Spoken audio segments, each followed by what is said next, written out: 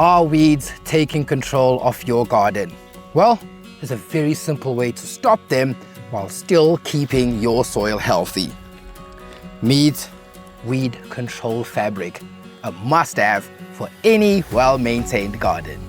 This durable spun fabric blocks light, preventing weeds from sprouting underneath, while also allowing water and nutrients to reach your plants.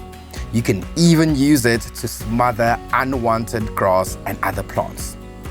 Ideal for use under rock, gravel, or sand. This fabric keeps everything in place and helps prevent weeds from sprouting through.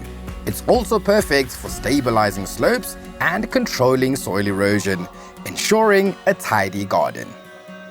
Use it in planters to stop soil from escaping through the drainage holes, and lay it under pavers.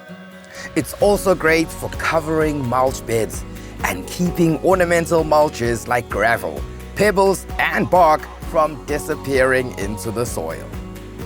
Just cut it to size, lay it down, and enjoy a low-maintenance space.